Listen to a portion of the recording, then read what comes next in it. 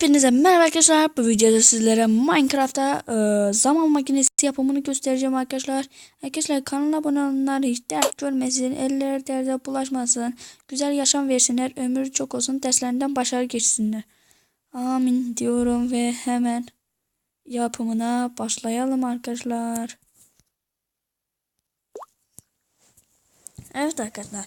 İlk önce bizim malzemeleri sayayım. Elmas bloğu, cam, şalter, eşya çerçevesi, saat. İşte bakın bu kadar basit malzemeler. 3 adet bakın böyle koyup durun, bakın bu kadar çekiyorsunuz.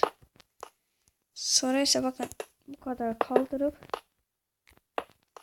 bu tekrardan böylece çekiyorsunuz arkadaşlar.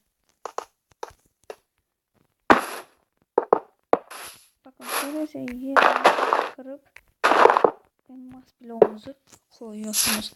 Ondan sonra ise inşaat kısmından arkadaşlar bir tane bize koyu meşe kapı alalım. Böyle. Arkadaşlar buraya da şalterimizi koyalım. Buraya da eşya çerçevemizi koyalım. Bir tane komut bloğu lazım arkadaşlar. Hemen komut bloğumuzu buradan alalım. Give, tamam mı? Dur. Give bu işaretler command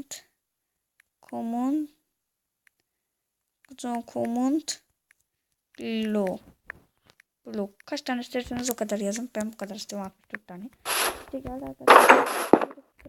Command blok koyuyorsunuz. Bunu yenile olarak ayarlıyorsunuz. Buraya time at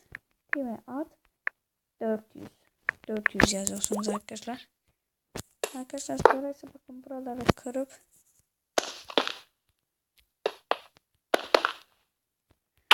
sonra bakın şalter açtığımızda arkadaşlar sol tarafta bazı hoşumuza gelen yazılar var. Onlardan kurtulmak için yazın. Game rule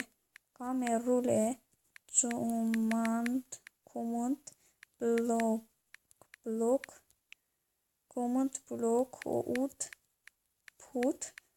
etrafından da false yazmanız sizin işinizi görecektir. Şimdi açalım.